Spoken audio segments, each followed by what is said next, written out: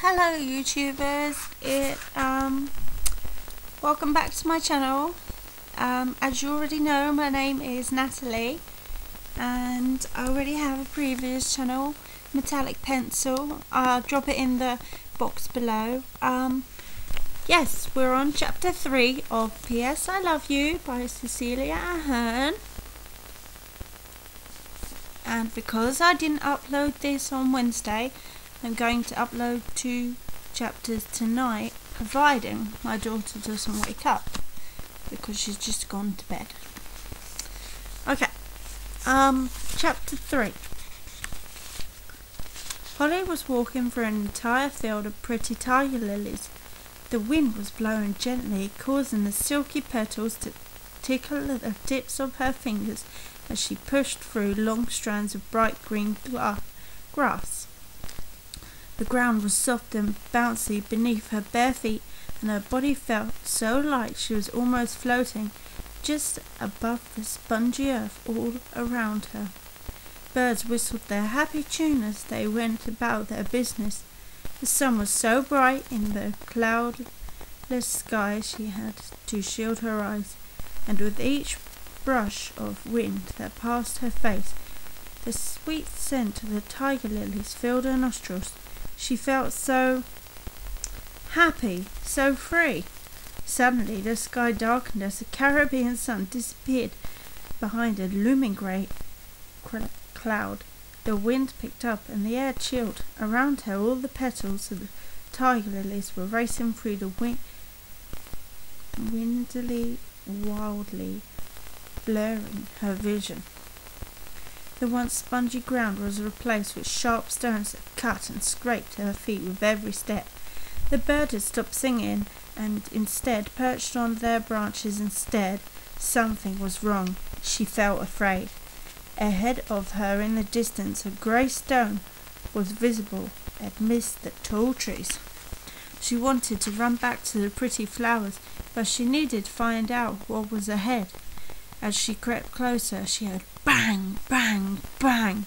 She quietened her pace and raced over the sharp stones and jagged-edged grass that tore at her arms and legs. She collapsed to her knees in front of the grey slabs and let out a scream of pain as she realized what it was. Jerry's grave. Bang, bang, bang. He was trying to get out. He was calling her name. She could hear him. Holly jumped from sleep to a loud banging on the front door. Holly! Holly! I know you're there. Please let me in. Bang! Bang! Bang! Confused and half asleep, she made her way to the door to a frantic-looking Sharon. Christ, what are you doing? I've been banging on the door for ages. Holly looked around outside. Still not fully alert, it was bright and slightly chilly. Must be morning. Well, aren't you going to let me in? Yeah, Sharon, sorry. I was just dozing on the couch. God, you look terrible, Hole. Sharon studied her face before giving her a big hug. Wow, thanks. Holly rolled her eyes and turned to shut the door. Sharon was never one to beat about the bush. That's why she loved her so much.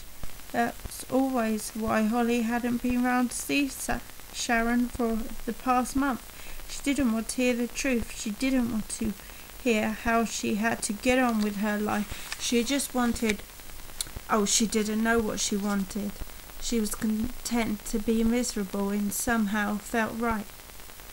God, it's so stuffy in here. When's the last time you opened a window? Sharon marched around the house opening windows and picking up empty cups and plates. She brought them into the kitchen where she placed them in the dishwasher and proceeded to tidy up.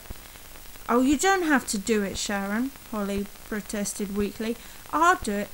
When? Next year? I don't want you slumming while the rest of us pretend not to notice. Why don't you go upstairs and have a shower, and we'll have a cup of tea when you come down. A shower? When was the last time she had even washed? Sharon was right. She must have looked disgusting with her greasy hair, her dark roots and dirty robe, Jerry's robe. But there was something she never intended to wash. She wanted it exactly as Jerry had left it. Unfortunately, his smell was beginning to fade, replaced by the unmistakable stink of her own skin. Okay, but there's no milk. I haven't got round to... Holly felt embarrassed by her lack of care for the house and for herself. There was no way she was going to let Sharon look inside the fridge, or she would definitely have her committed. Ta-da! Sharon sprang, holding up a bag Holly hadn't noticed her carrying. Don't worry, I took care of that. By the way, by the looks of it, it looks like you haven't eaten in weeks. Thanks, Sharon. A lump formed in Holly's throat, and her tears welled in her eyes. She was being so good to her. Hold it, there will be no tears today, just fun and laughter and general happiness, my dear friend. Now shower, quick. Holly felt almost human when she came back downstairs. She was dressed in a blue tracksuit and allowed her long blonde hair and brown at the roots hair to fall down on her shoulders. All the windows downstairs were wide open and the cool breeze rushed through Holly's head. It felt as though it was eliminating all her bad thoughts and fears. She laughed at the possibility of her mother being right after all. Holly snapped out of her trance and glanced as she looked around the house. She couldn't have been longer than half an hour. Sharon had tidied, polished, vacuumed, and plumped, washed, and sprayed air freshener in every room. She followed the humming noise she could hear to the kitchen, where Sharon was scrubbing the hobs. The counters were gleaming. The chrome taps and draining boards sparkled. Sharon, you absolute angel. I can't believe you did all this. And in such a short time. Ha! You're gone for over an hour. I was beginning to think you had fallen down the plug-hole. You would, and all the size of you. She looked up and down. An hour? Once again, Holly's daydreaming had taken over her mind. Okay, so I brought some vegetables and fruit. There's cheese and yogurt in there. And milk, of course. I don't know where you keep the pasta and tinned food, so I just put them over there. Oh, and there's a few microwave dinners in the freezer. That should do you for a while. But by the looks of you, it'll last you all the year. How much weight have you lost? Holly looked down at her body. Her tracksuit was sagging at the bum, and her waist tie was pulled to its tightest, yet still dropped at her hips. She hadn't noticed the weight loss at all. She brought back a reality by Sharon's voice again. There's a few biscuits there to go with your tea. Jammy Dodgers, your favourite. That did it. It was all too much for Holly. The Jammy Dodgers were the icing on the cake. She felt the tears run down her face. Oh, Sharon, she wailed. Thank you so much. You've been so good to me, and I've been such a horrible, horrible bitch of a friend. She sat at the table and grabbed Sharon's hand. I don't know what I'd do without you. Sharon sat opposite her in silence, allowing her to continue. This is what Holly had been dreading, breaking down in front of people at every possible occasion. But she didn't feel embarrassed. Sharon was just patiently sipping her tea and holding her hand like it was normal. Eventually the tears stopped falling. Thanks. I'm your best friend, Ho. If I don't help you, then who will? Sharon said, squeezing her hand and giving her an encouraging smile. Suppose I should be helping myself. Pah! Sharon spat, waving her hand dismissively. Whenever you're ready, don't mind all those people who say that you should be back to normal in a month. Grieving is all part of helping yourself anyway. She always said the right things. Yeah, well, I've been doing that a lot. I'm all grieved out. You can't be, said Sharon, mocked disgustedly. And only a month after your husband is cold in his grave.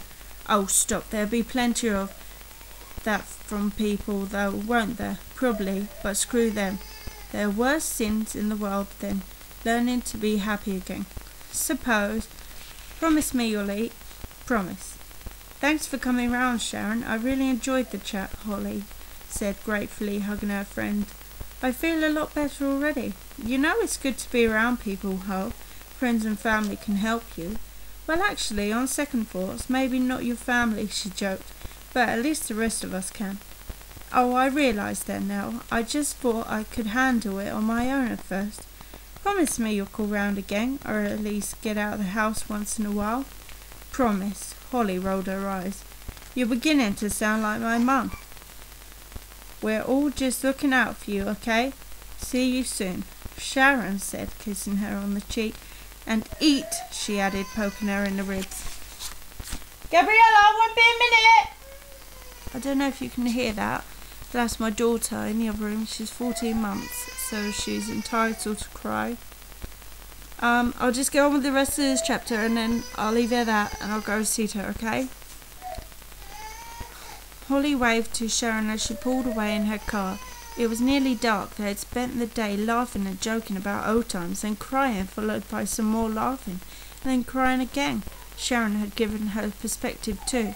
Holly hadn't even thought about the fact that Sharon and John had lost their best friend, that her parents had lost their son-in-law, and Jerry's parents had lost their only son.